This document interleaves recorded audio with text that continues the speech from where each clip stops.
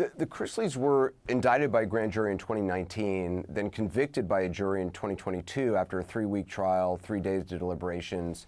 You were then hired to appeal, and your appeal, which was very well argued, very thoughtful, was largely rejected.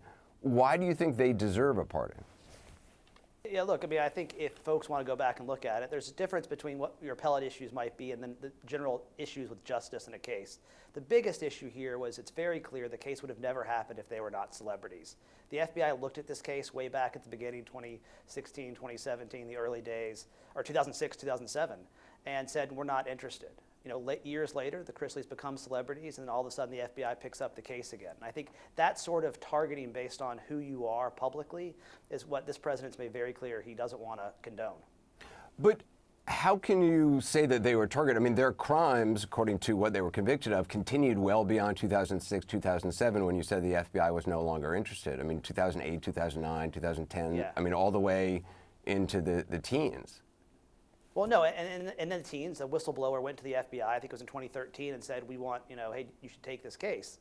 And the FBI said, no, we're not interested. There was a 6-year gap there until the FBI and the U.S. Attorney's Office came back, and it was after they became celebrities. So, you know, this is a case, and that's in the record. It's pretty clear that there was not a lot of interest until they became, you know, folks you see on TV.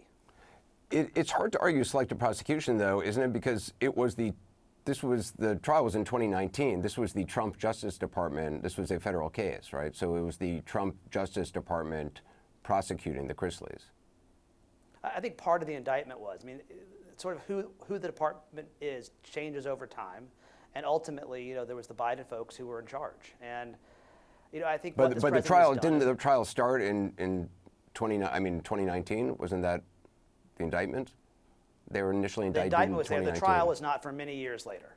Right. Yeah, it came many years later. But Donald Trump's Justice Department filed got the charges. Grand jury indicted them under 2019. Yeah, and I think there are plenty of folks who, you know, in 2019 weren't making the best decisions across the Justice Department. I think that this president probably feels that way. Do the Chrisleys accept responsibility for their crimes?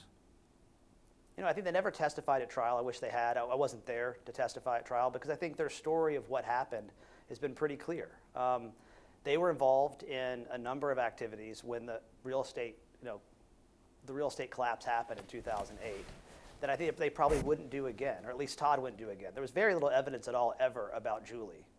And I think ultimately, you know, you'll hear Todd talk about that soon.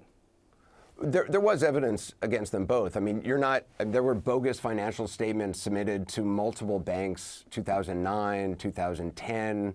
The government's indictment also went on to say that, like in 2012, in a sworn affidavit, Todd Chrisley asserted that the co-conspirator had used their accountant's stationery and signature without the knowledge or consent of him.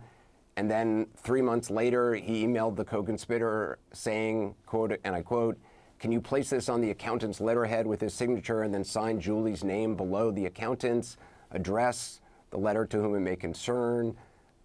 I mean, these are things which you should not do. This is not, this is illegal. But I think, Anderson, that's a little bit of a slanted view. Everything you're talking about came from one person, a guy named Mark Braddock. And this was an individual who, at trial, admitted to stealing $6 million from the Chrisleys. Right, they were in business together. Yeah, and the government decided to give him a complete pass. They said, we don't want you to go to jail. We don't want to charge you with the crime. We want you to come in here and say something about the Chrisleys. And he could never but you were say a prosecutor. You know that always happens. I mean, that's how cases are made. This guy, they decided these two were the movers of it, maybe, or for whatever reason, and they gave him immunity.